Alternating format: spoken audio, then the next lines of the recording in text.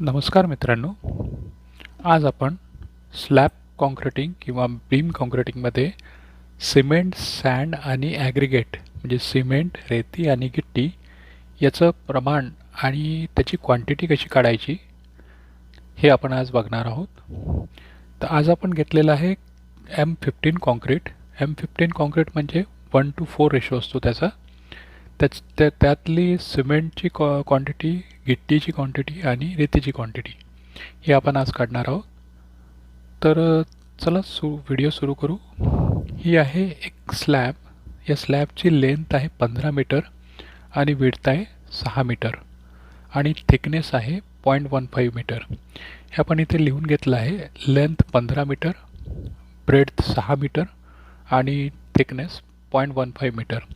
M15 mix design आहे आपलं आज. तर कॅरेक्टरिस्टिक्स कॉम्प्रेसिव्ह स्ट्रेंथ.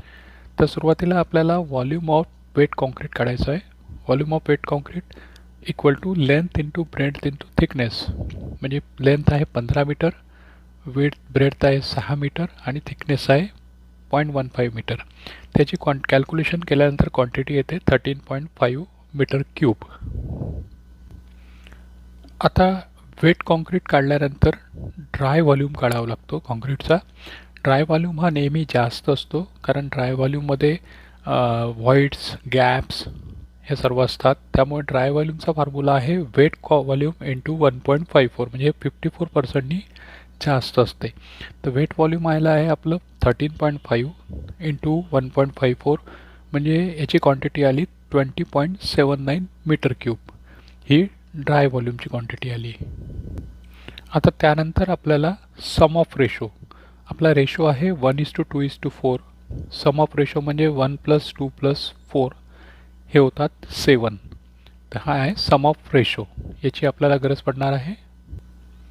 त्यानंतर volume of material. Volume of मटेरियलचा फॉर्म्युला आहे ratio of material upon sum of ratio into dry volume. तर आपल्याला व्हॉल्यूम ऑफ मटेरियल प्रत्येकाचं व्हॉल्यूम काढण्यासाठी हाच फॉर्म्युला यूज करायचा आहे. जसं सिमेंटचं व्हॉल्यूम, सँडचं व्हॉल्यूम आणि कोर्स ॲग्रिगेटचं व्हॉल्यूम. तर आपण सुरुवातीला व्हॉल्यूम ऑफ सिमेंट काढू. Volume of cement equal to ratio of material upon sum of ratio into dry volume. तर सिमेंटचं जे रेशो आहे तो 1 आहे. 1/, टोटल व्हॉल्यूम आहे, टोटल रेशो आहे sum of ratio 7 into dry volume 1/7 into 20.75. तर याचं सिमेंटचं व्हॉल्यूम आलं 2.97. पण आपल्याला यानंतर सिमेंटला के जीमध्ये कन्वर्ट करायचं आहे. तर cement in K G equal to 2.97 into 1440. हा कॉन्स्टंट आहे 1440. तर याचं 4276.80 के जी सिमेंटची क्वांटिटी आली.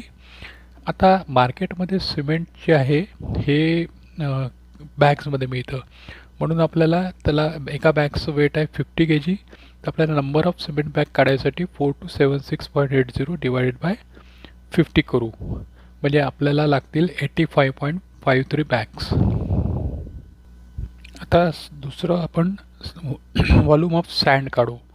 व्हॉल्यूम ऑफ सँडसाठी तोच फॉर्म्युला आहे ratio of material upon sum of ratio into dry volume.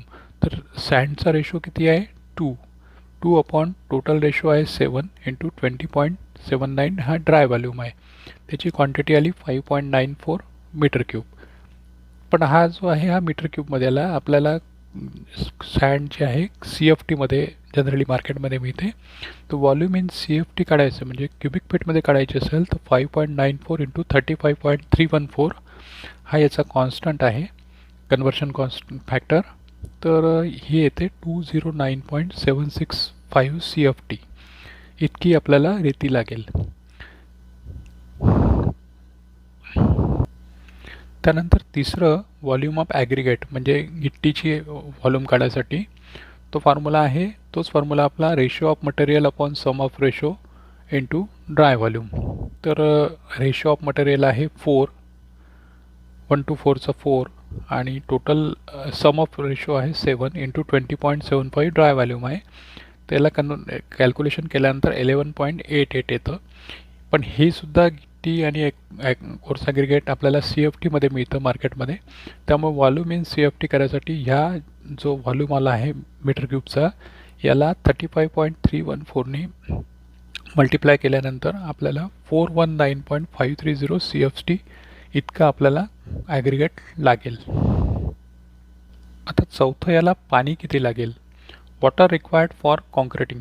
Actually M15साठी 0.60 हा फॅक्टर आहे. 0.60 इंटू जे आपलं सिमेंटचं क्यूब हे आलं, क्वांटिटी आली आहे, त्याला जर मल्टिप्लाय केलं तर आपल्याला किती पाणी लागेल हे लिटरमध्ये मिळेल. तर 0.60 into 4276 into equal to 2566 litre, म्हणजे 2566 लिटर पाणी आपल्याला एवढ्या कॉन्क्रिटिंगला लागेल. मित्रांनो, हे तर झालं कॅल्क्युलेशनप्रमाणे. आम्ही एक सोपी ट्रिक्स तुम्हाला सांगत आहे. इतकी सर्व कॅल्क्युलेशन करायची गरज नाही. तुमचं जे व्हॉल्यूम आलेलं आहे, जे ड्राय व्हॉल्यूम आलेलं आहे, त्याला जर तुम्ही 6.3ने जर मल्टिप्लाय केलं, 6.3 या फॅक्टरने मल्टिप्लाय केलं तर तुम्हाला डायरेक्ट नंबर ऑफ बॅग्स मिळतात.